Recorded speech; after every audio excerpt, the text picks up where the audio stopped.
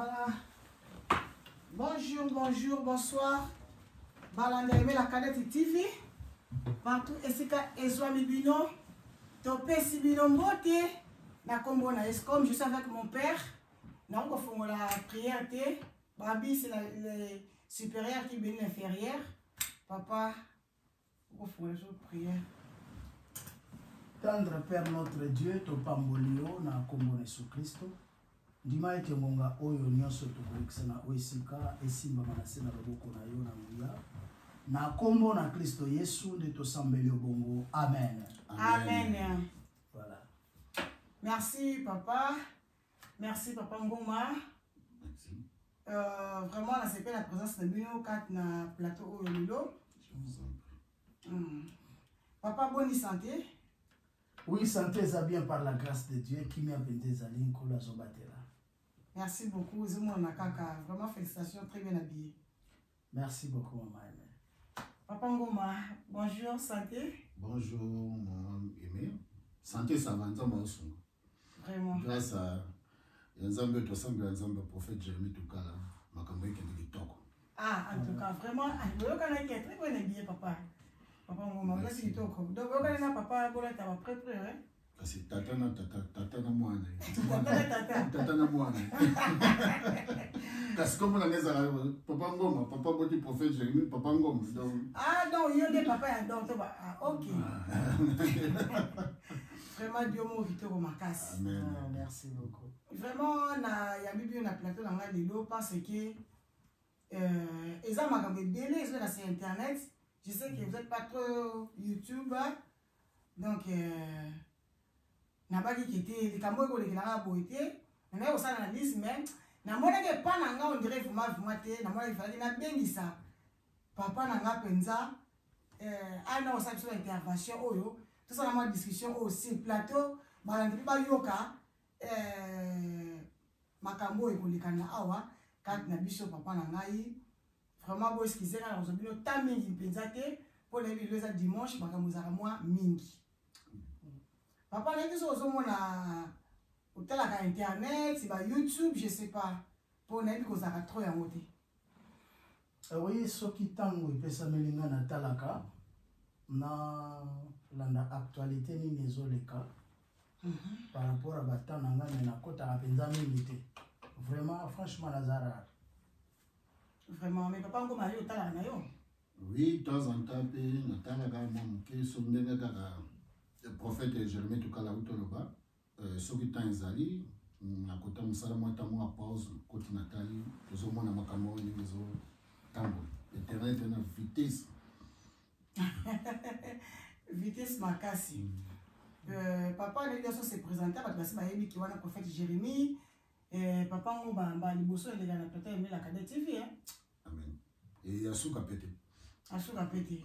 Merci nga papa pour papa sur na bisika la case qui na programme na ngate mais na proposer papa na a dima toujours. Papa pardon na tout na yoza leader na kati ya Etonga parce que ngate ba kibandimi na yo linga bongote je sais. Bon, awa na miniti ngo sa musala donc ndaza siko na miniti za mutu mususu. Papa na ina ye bakaka juste nengi okambaka na kati ya Etonga oyo nzamba tia yo représentant comme olubaka yango ndenge oyeba ke mwana oyo asi akoli na mwana oyo nakoli te na kati na kondima. Oui, na kati ya ondima oyeba mwana oyo akoli to na akoli te par rapport ya formation oyo ozopesa na façon mwana azoko évoluer. Donc c'est par là oyeba ke mwana oyo azana no prématuré mwana oyo azokola.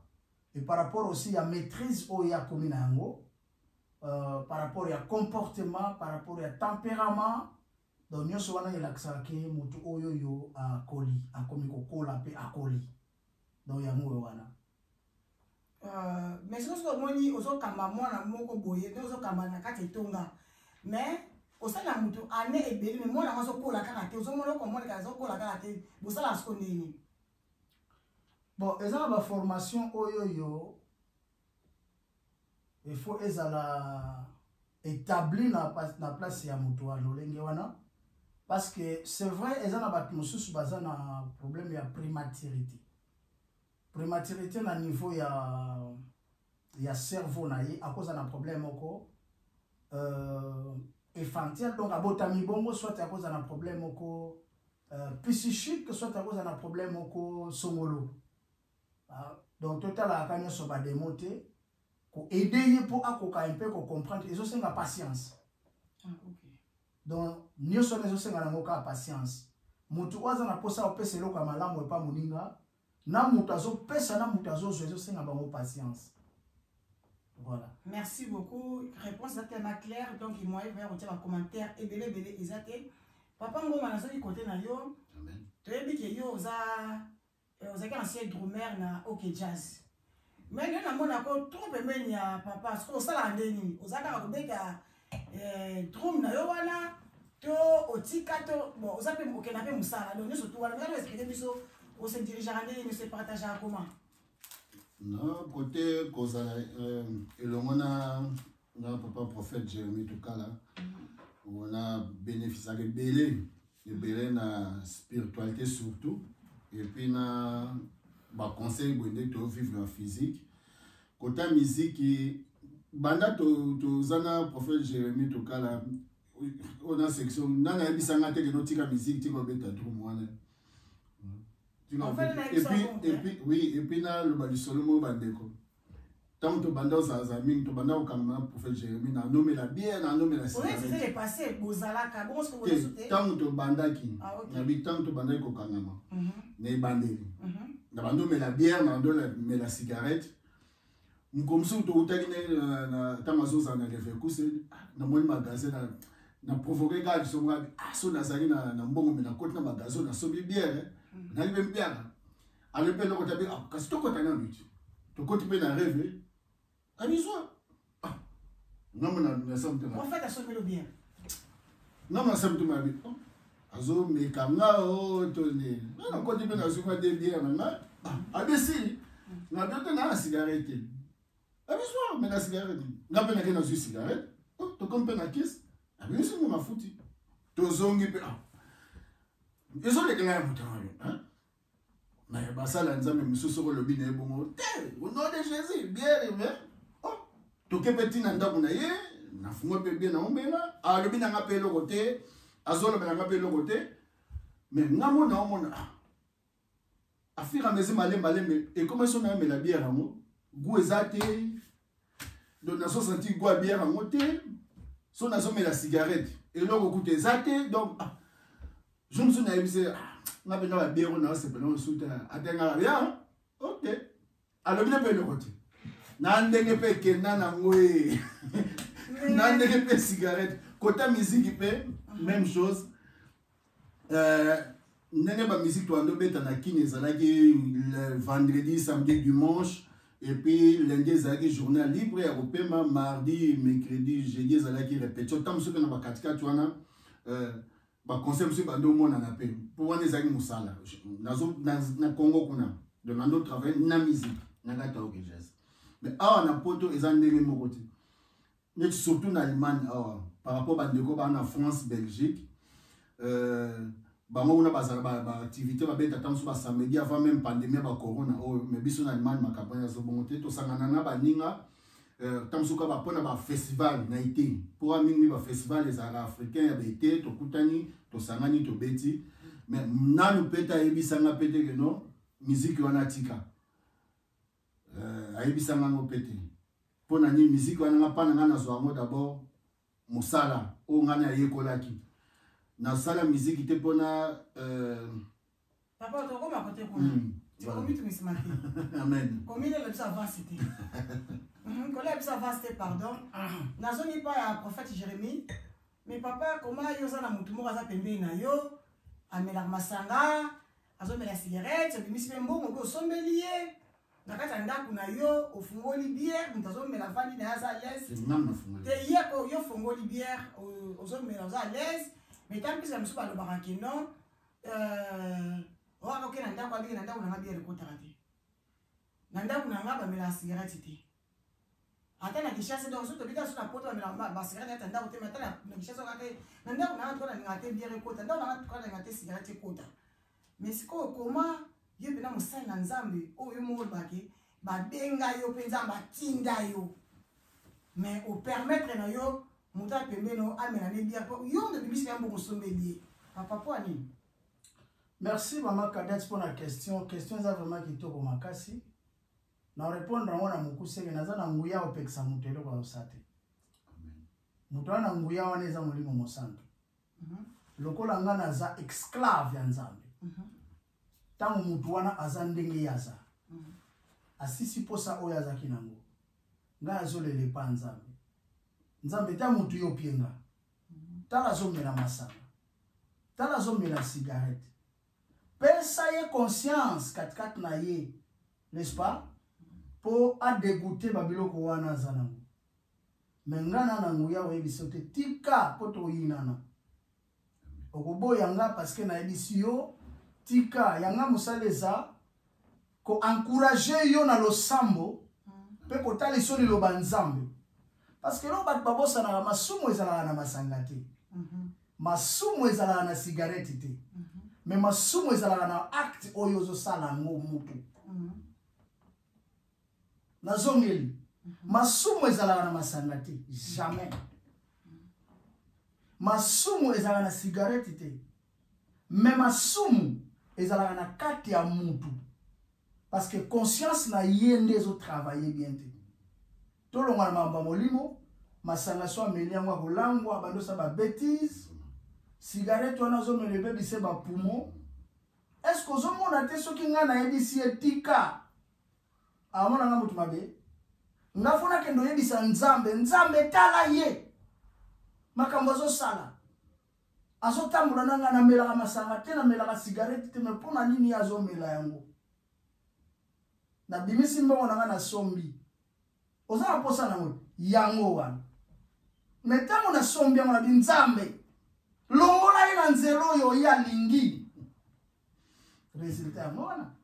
Merci de ça mona mais na oki eti le ya beta la musique ya auto benga la musique profonde to benga la musique mokili parce que lui qui va servir de mettre à la fois ou bien za nzambe ou bien za nzambe te parce que ndenge ya beta kana ye musique ya musique profonde bon abali pe na église abeta la sur l'église donc ça servir de mettre à la fois parce que na moi dans l'église bazui nzembo na bango ya OK jazz batina na église malgré ça na nzembo batiaka ngote na toloka te bazui nzembo ya na biso pa profito ya emene ya pe ya nani batie batiaka ngote batiaka ka banzembo ba ndezo yeba ba long mbongo ba nani bango ba yeba mais ce que yé alors ça je dis ba yeba moko et ça ma bête hein Cadette. Oui papa.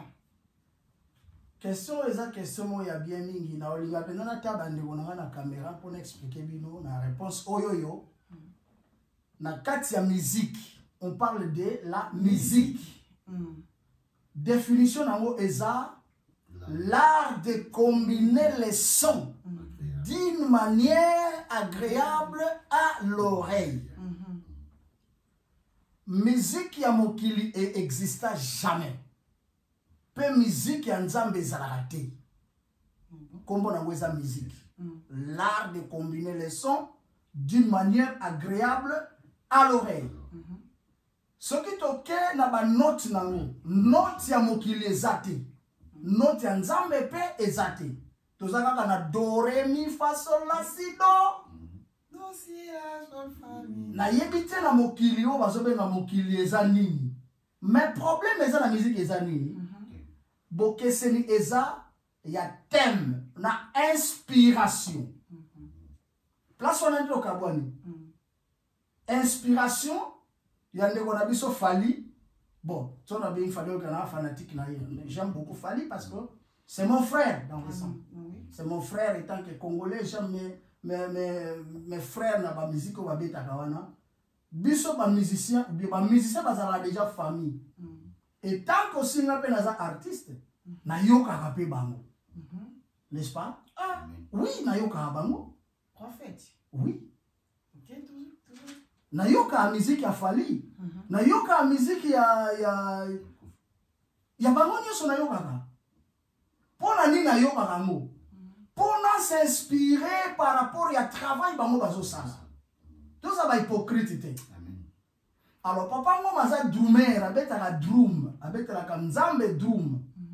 N'est-ce pas? Mais vocation na ye azuli formation eza musala. Tout le monde va hypocrite que non comment yo kebeta drum kune pa ya ndeko na ngai Weranson o yesu kobeta na église. Est-ce que Weranson mutapesi masumu to drum wana eza na masumu to nini? Nine. Le problème c'est quoi?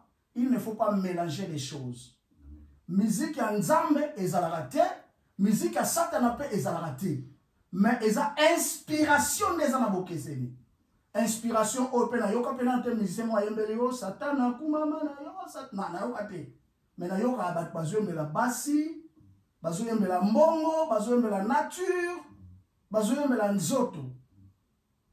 Na musique open tozo benga nzambe, bazo kumisa nani? Nzambe. Est-ce que nani ebisibino ke ba musicien na biso ba kumisa nzambe? Point d'interrogation. Ba fali, ba wera, ba do naza fanatique na bango te, toza famille na zolobela, nazo ko défendre bango te. Oui. Mais nazo lobela sur la musique. Na peso exemple moko. Peut-être au seka. L'album na ngo nazo sala, n'est-ce pas? Répartition moko ezawana eza répartition na ngate. Mais na yoki yango na musique ya bandeko na ngai o bazobeta. Babeta ki yango ndeni. Bango nyonso te bayemba bêtise.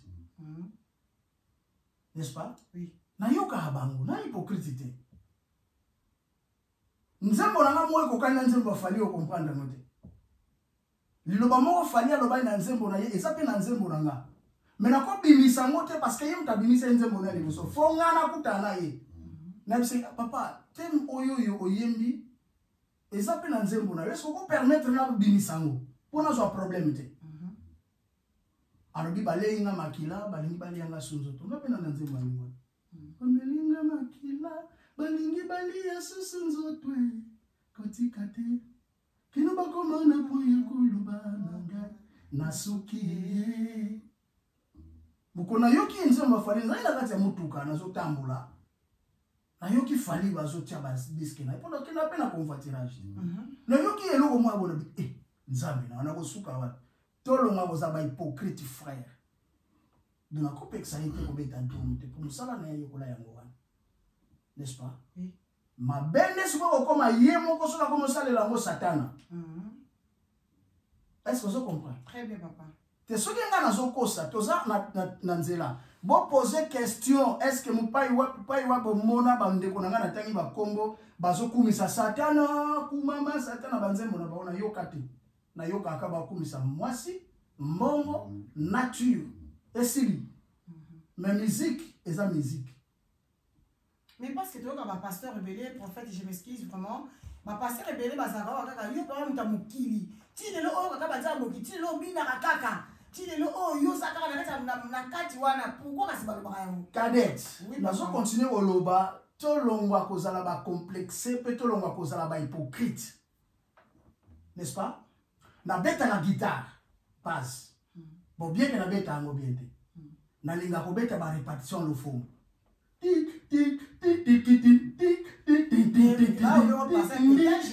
tic tic te eza rythme na sa pétage te au pétage non mutu na nyo fonctionner bien mais na linga na songi sa biso na kati ya musala tozo sala. Na suki te tanto kenda koyema yawe na bibele yawe sanjolama das lino binabu na kati ya l'église na biso mayeno ezanga te, n'est-ce pas?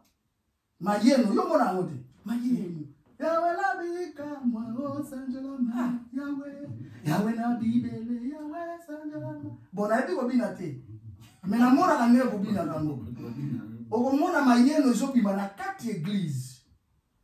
Okomona danse moko bandeko babina ko na ngambo na pe na kati église. N'est-ce pas? Problème ezate que danse wana nde mutu eza masumu te. Utilisation ya danse wana nde mutu ya mabe.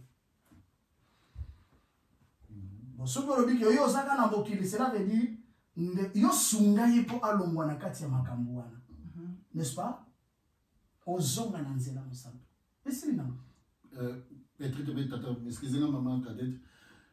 peut-être peut gros à la paix magma pas formation de tout ba formation ba pasteur na ba prophète na ba évangéliste yango bazo meka ko se différencier te ba makambwana to mokili to ya nzambe kende ngo to ba tout à l'heure yo ozaka na makambo mokili aibite ndenge na kosunga mondimi voilà dans sens mo na ko mitu na nit côté tala mutu nyonso nzambe akela asambelaka mutu nyonso oyo aza na pema na bomoi atanga akombwa nzambe n'est-ce pas totika akojuge bato na mosika bata mosusu bawera wana nga baleki nga na vie de prière bakoleka mpe ndimimo na vie de prière nani azopesa biso ke basambelaka te eloko nini ezoprouve na biso ke bango basambelaka te basambelaka na ndenge na bango baza mpe na bapastero bazokamba bango quelques musiciens mpe bapesaka mpe dimi na bango bapesaka mpe offrande eza en fait mosala bazosala problème eza ya conscience n'est-ce pas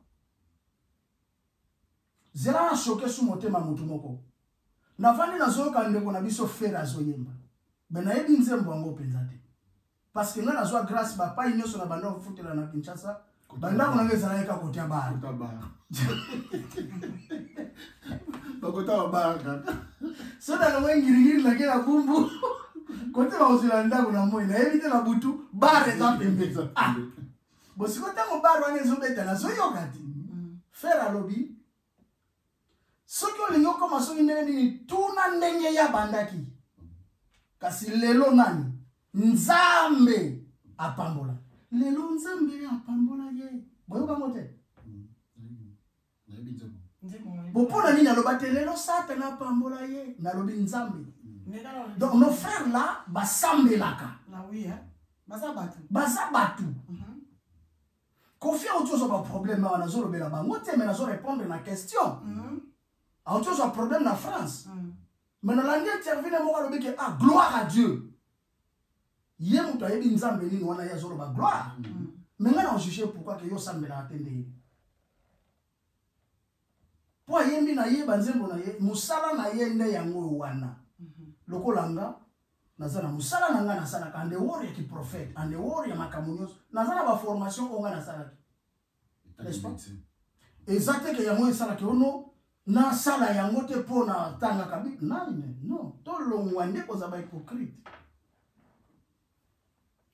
Merci vraiment papa Ngoma. Il y a quelque chose qui dit voilà ah papa les parents vers ah oui c'est tout bien. Voilà. Ah merci. Il y a quelque chose qui dit voilà nous mélodie wana mukie papa ndoko ye papa ko comprendre dit mongeza nini. Donc les albums moi je crois album moi premier album na ya liboso liboso biberon mais nze moment na bi titre ya album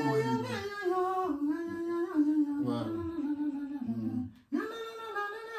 nzambe ya pambola ye pambola ouais les album na liboso est-ce que aloba imabe lelo nzambe pambola ye nzembo wana epesanga petoli.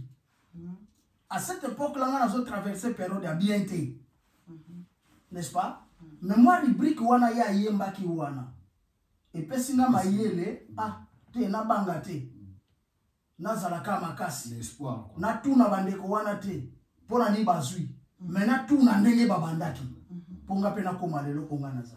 Toti ko juger bandeko na biso na musique. Mais tant que pe baninga balbana musique ya monde pour tant que pe sale les ndingo autour ba sale les pe baninga to bi que no ba musicien mi ba na ba kisi netinga na zana na témoignage moko ba série moto yaki to zonga li koto na ba tourner na biso bandeko mo ba inviter nga na ndako na bango nde ba bira musicien pe orchestre munene ok jazz donc ana ba kisi ya ko sarana te ba bi ke ba to kisi ba dia ngulu te ba la mingulu nga na ebi déjà ko ezangulu.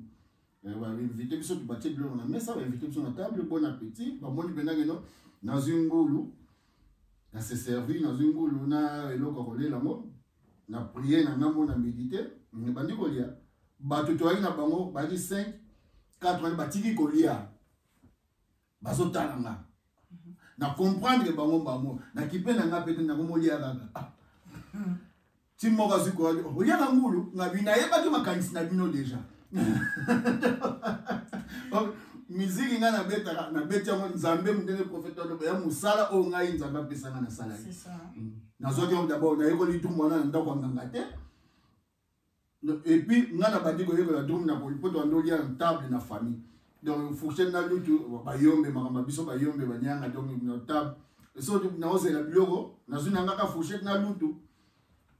Bien mbeli na zo beta tie pesa nga esprit na ko beta pene be église ba qu'est-ce clair na ba grosse caisse wana beta modage. Ya monde pesa nga esprit ya trop.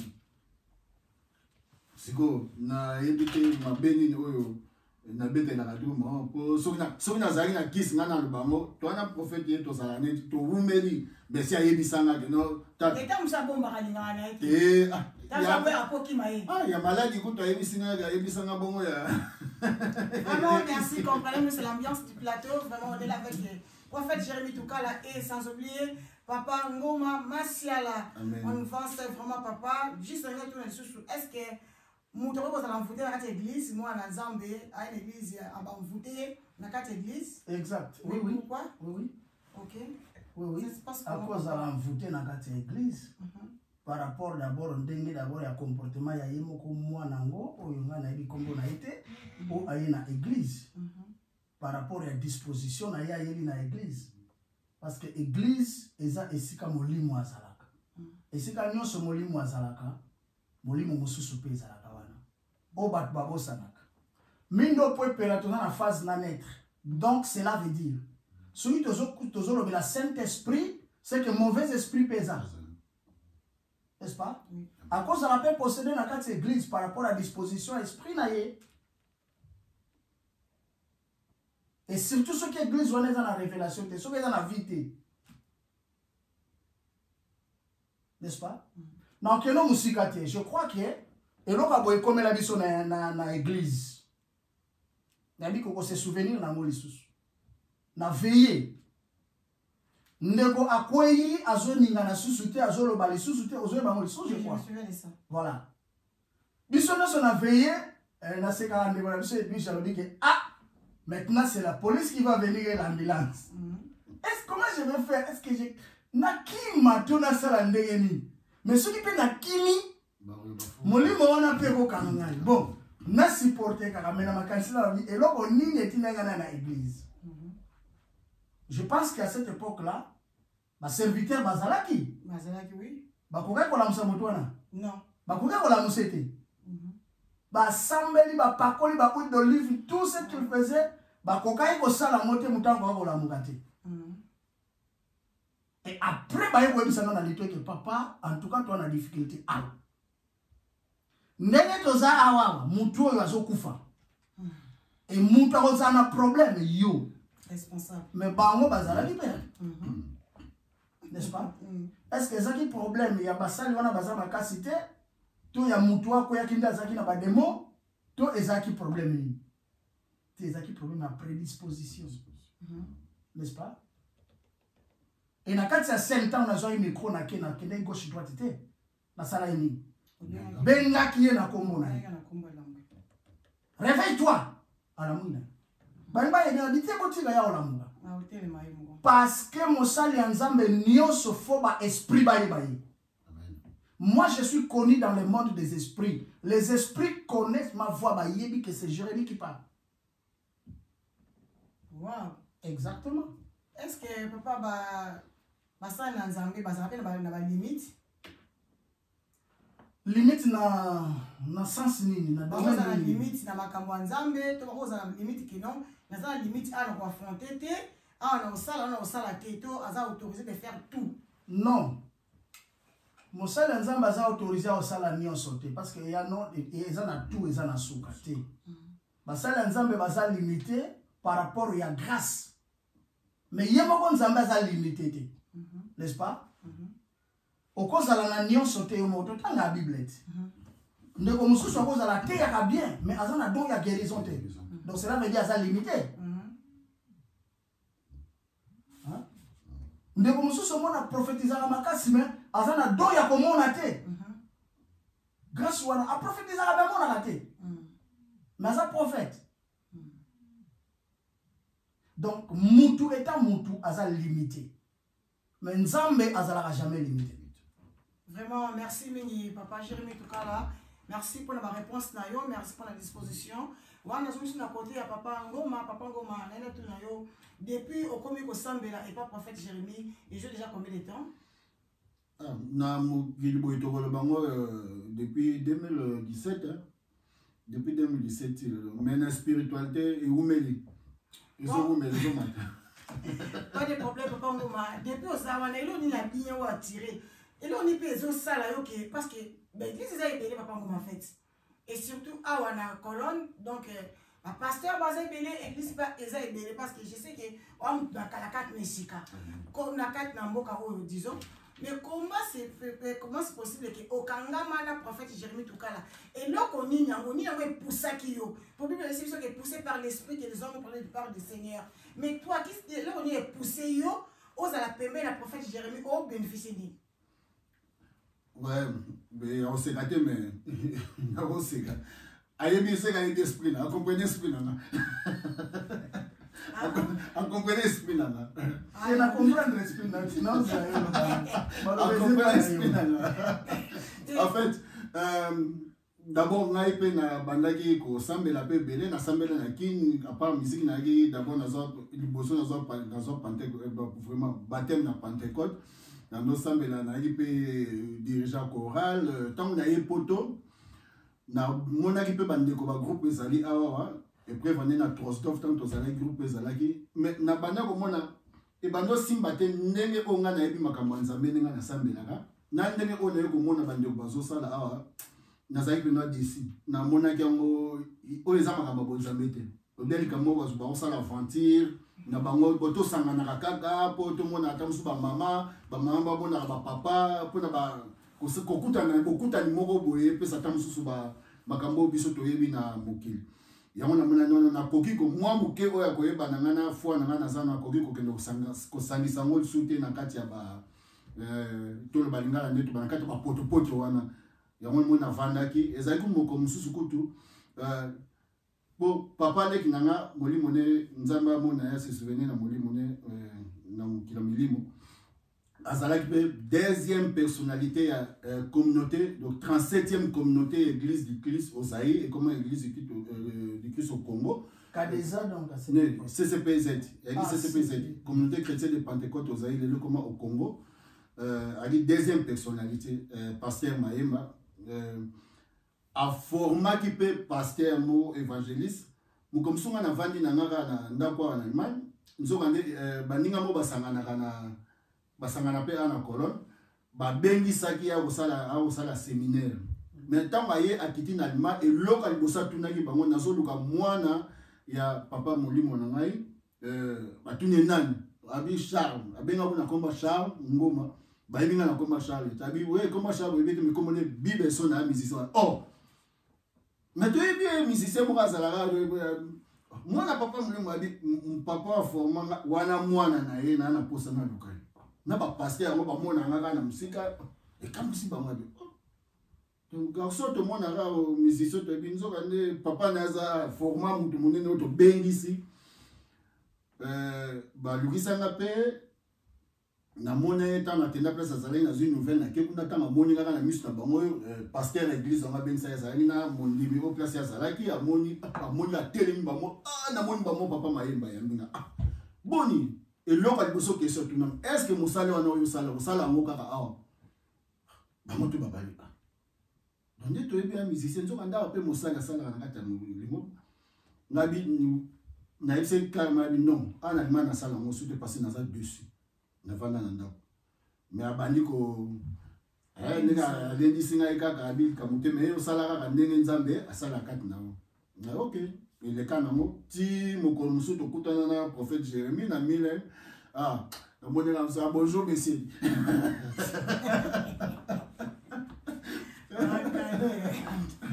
bonjour messieurs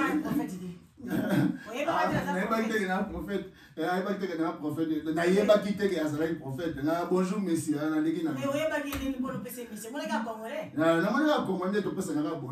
bonjour messieurs Nzambe ka mkachaki na nzela tokutana prophète Jérémie to zala ensemble. Ça me dérange pas. Eza molimo Nzambe moi et pourquoi asala bongo to kama manai. Merci vraiment dans ma question, ma réponse c'est ma réponse est au prophète Jérémie. Il a tout un problème nous avons l'internet mais nous avons la catastrophe par rapport à quoi? Au moment un pasteur ou bien prophète, je ne sais pas, prophétesse, qui a na internet qui peut sa prophétie à Moutou. Mais surtout, nous avons basé tout sur les comédiens et les comédiennes. Nzamba Robelinga, oh noko na yo aza vraiment excusez-moi papa, na otanga na mwa kombo ya mto na kani kombo. Te ya kombo ya pasteur wana te. Na otanga kombo ya collègue nanga parce que à part ki musala osala za pe comédienne. Mutu moka leki na télévision pour na koloba eke Pierrot Ndombasi aza wana akokufa. Noko na ba ko déjà ça kanga za mfute. Donc ba prophétie ils ont il y a bilan au-delà de mais donc ils ont beau ma yebo. Mais la profession est toujours basée pour la comédien. Est-ce que le problème dans les appels souana? Les appels autorisés, il y a copié sa prophétie à Moudous. La carte il y a des tandoboye, oye, au petit prophétie à Moudouto, ils ont autorisé. Non mais aussi sa question, une question tout n'a pas pour na kamwa prophète Jérémie. Ah OK. Donc namona bonzambe katnaï à part qui monta mokila ça non mais mosala nzambe eza katnaï on se retrouve disons voilà ça c'est la mon amen vraiment ça c'est bien voilà en tout cas moi excusez biso eza faut tirer nanga parce que nous avons la parole donc l'accès de rendre na kataki maluba c'est malubate il fallait qu'il assise à tina souka donc vraiment excusez-moi papa maman voilà papa. Est-ce que ça a permis que les Européens sa prophétie à la télévision peut aussi tenir combo naïe? Est-ce que c'est normal? C'est normal c'est normal. Pourquoi? Bon, c'est normal. Pourquoi c'est pas ça l'amour? Vraiment pour ça dans les naïe pensa. Merci mingi maman aimé eza question moko professionnelle. Ya koyeba makambo ngo bo ngas ko encore s'intéresser pena ba biloko wana te. Parce que na ma mebele au sala. Mais là aucun de gauche droite était eza bien dit. Pourquoi? Oui, parce que ça message moko individuel. Par exemple, en tant que prophète, n'a eu message, n'est-ce pas? Il y a Mutumoko, je ne sais pas son nom. Il y a X. X wana. Azana adresse naye, azana connaissance naye, azana crédibilité naye, n'est-ce pas? Oui, papa. Eza ya malamu ou ya mabe. De marche à liboso prophète à ça les années. Ya oluka mutu wana. J'aime le docteur Dieudonné Toukala, quel est Seigneur vous bénisse là, vous êtes papa. Nazwa les somoko na kati ya mas. N'est-ce pas? Merci vraiment parce que c'est celui-là qui est mon père spirituel. Donc, cela veut dire il y avait la prophétie que je faisais dans l'église. Mais la manière qu'on s'adressait, c'est la prophétie à Moutoumoko dans cette église. Mais dans cette prophétie, il y a un tamboula, docteur de Bengabi, prophète Jérémie, tu t'adresses à cet homme. Donc, cela veut dire, c'est à lui que tu t'adresses. Ce n'est pas à toute l'église. N'est-ce pas? Ils ont la conscience. Le problème, c'est quoi? Message, il y a X. Que ne sala ba démarche oyo ba X ozoa ndenge ni po opesa ye message na ye. Ça n'a rien à voir avec Etanoïke ou na émission. Nzamba talsinga papa ngoma boina. Non, wena eza bo mwana. Eza bo mwana pe eza bo nzambe te. Non.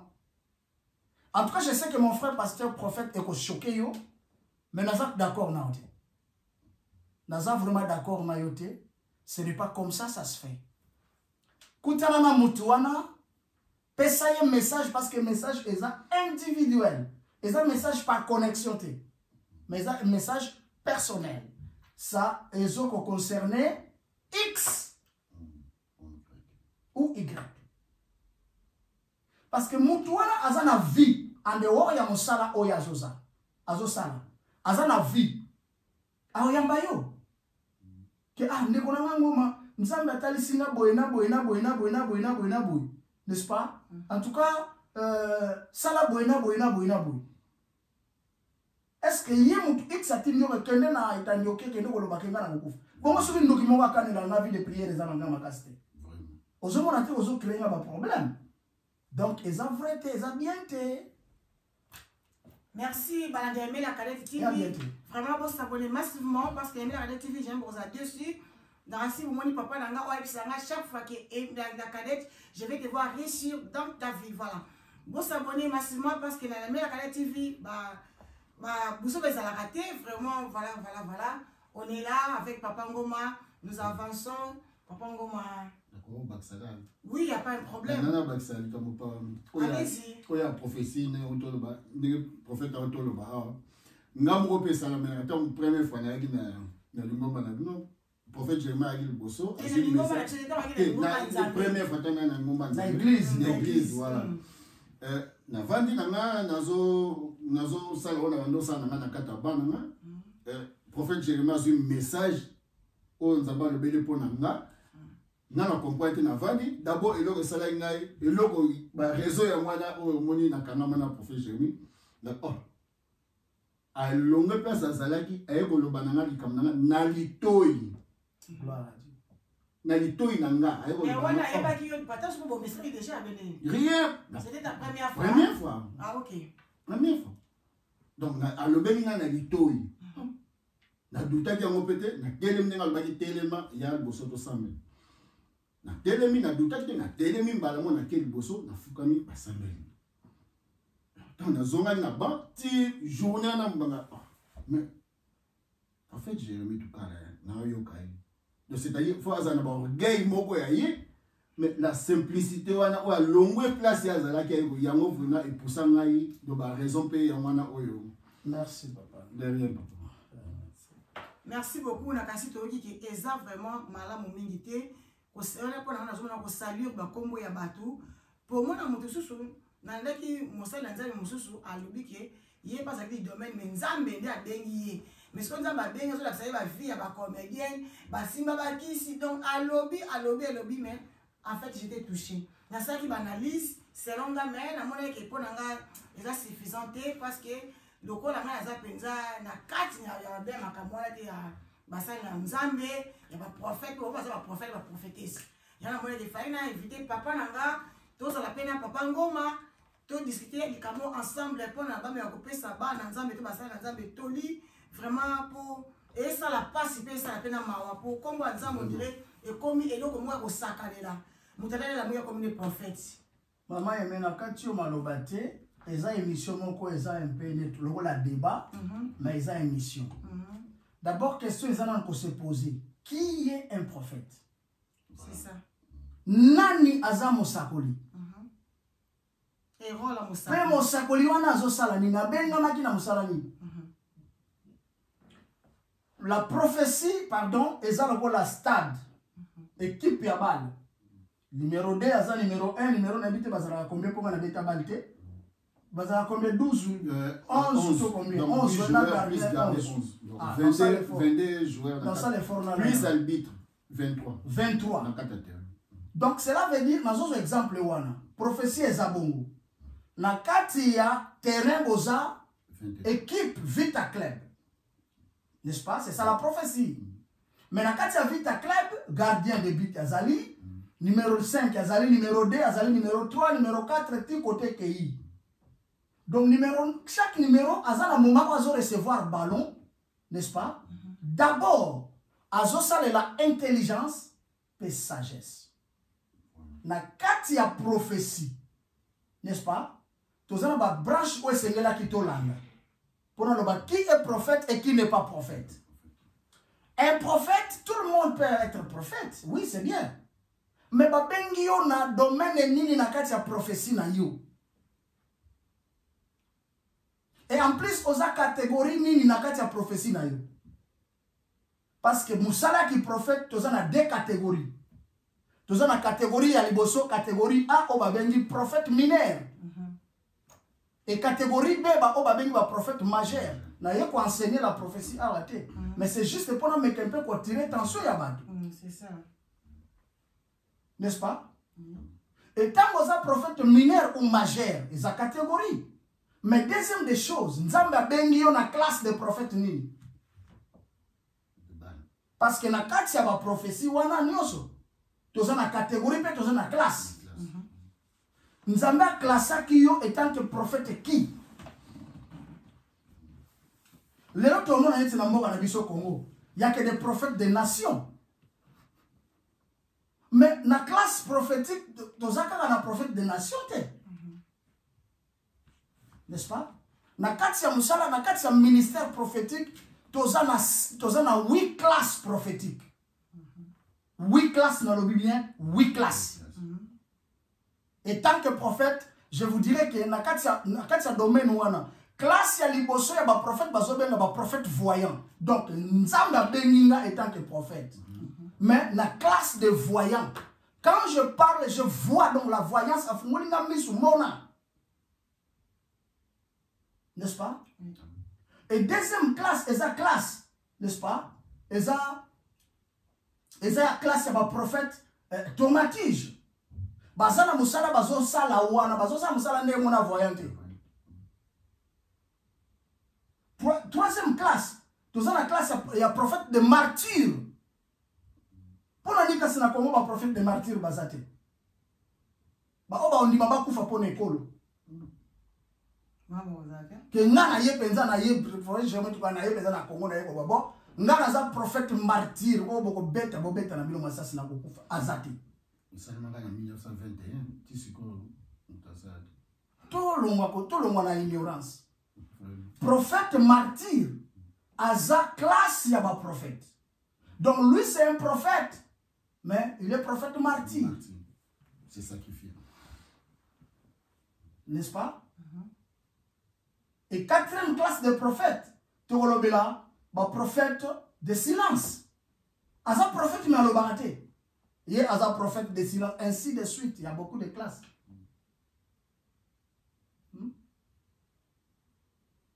Cinquième classe de prophètes, toza na prophète de la cour. Donc, prophète de la cour, c'est lui qui prend un message pour la konziamboka. Comment se fait-il un prophète moi abimi sur côté ni na yemba na mo abandi ko attaquer Fachi, abandi ko attaquer pour roi wana? Est-ce que osa prophète de la cour royale? Ba pesio vraiment autorité non que lobela mukonzi. Mukonzi ba lobela ka n'importe quel prophète était. Faut osa na etinda ya ba konzi. Prophète de quoi? Prophète de la cour. Donc, Nathalie prophète voyant, raison pour laquelle on a la signature, on a un message na komara prophète JRTKL, votre frère voyant. Parce que je suis prophète voyant. Par rapport à la classe na la prophétie. Bon, prophète mineur. Esa catégorie. Ah, prophète majeur, esa catégorie. Esa catégorie. Prophète majeur, même dans la Bible, il y a prophète mineur, il y a prophète majeur. N'est-ce pas? La cité prophète qui? Prophète voyant. La cité prophète de la cour. La cité prophète de silence. La cité prophète de martyr. N'est-ce pas? 4. La cité 8. La cité prophète tomatige. Prophète n'y a sauté à Sabola Kamakambamboka. Prophète n'y a sauté à l'obaka n'importe quoi te. Faut bien la manetinda wana. À suivre.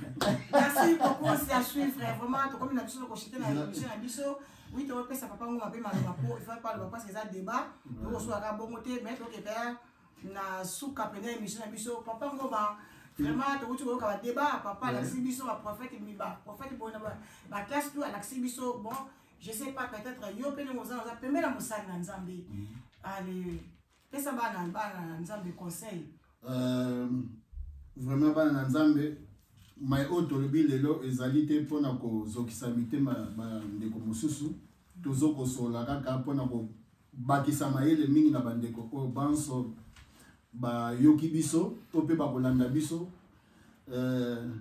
ngai na part na lobi na ngai kama mabete na lobi ka ona moni na ona zo vivre nzamba pambola bino mingi lomingo malamu vraiment na mabota na bino eza makumba mbala nsima tokosola eza asuka te mpe ya liboso te na la Cadette TV. Merci, ma question est vraiment révélée, mais pour les autres, ça s'arrête pour dimanche, vous voulez quelque chose à dimanche. Mon sang Nzamba outi côté, il y a directement émission, vraiment, t'as une moto, tous avez battuté. Mais ça, il y a une question, vous avez été comme na sewana ya commentaire, on a dit ça, on a posé un prophète Jérémie, comment on a sewana, il n'y a pas un problème, toujours, Azawana disponible pour nous répondre, na ba question, na bitso. Voilà. Bandeko nyonso vraiment napesi no mbote la émission ezaki na lolenge mosusu yango na moni ke mwana lo balo ebele bele bakoma bapezalaki te mais bino nyonso tu napesi bino mbote bo s'abonner massivement vidéo vraiment pardon bo partager na vidéo et que pena musika bo partager bo aimer bo commenter vraiment nga la katina sulisi wana natiki malapa ya papa na ngai pour na clôture ya émission ya mukona lelo. Merci Cadette TV. Donc, nous allons remercier parce que nous avons organisé émission, il y a débat. Merci. Mais nous avons zonga sur le plateau pour expliquer chaque prophète domaine na yezani. N'est-ce pas? Pour les autres zones, monde est comme na lali na lamu na comme prophète. Na zongi boy na comme soki nani. Ndeko nanga. Tout ça, Moussala Nzambé Nenge Sengelaki. Amen. Oui, aux prophètes, c'est vrai, mais à classe. Rôle na yezani. Il faut se poser ma question. Cause la prophète, ils ont le kumute. Ils ont passé. Cause la prophète, ils ont la esclave ya Nzambe. Cause la prophète, ils ont Moussala ya pamba pambate. Eza na bafungola mibale ya kobebisa pe ya kobongisa. Amen. Alors yo sikozo bongisa to zo bebisa. To bongola mitema. Merci mingi balandi na biso. Nzamba pambola bino na linga bino mingi. Surtout bato balinga ngate. Nga linga bino mingi. Bo umela. Bo mona loboko Nzambe ndenge sakat na bino. Mebande ko pe balinga nga. Nzamba facilite bino tâche na nyonso bino bozana ngo besoin. Merci beaucoup tozaba na mboka. Nzamba pambola congolais nyonso africain nyonso na kombo na Yesu Christ. Merci, au revoir. Malasi mandé tozo prophète Jérémie a expliqué biso. Donc a formé la peine que malam. Allez. La biso na bino à Jean 25 étoiles la femme du patron disciplinaire et procureur. Allez là au fort. Allez, kamata bisous.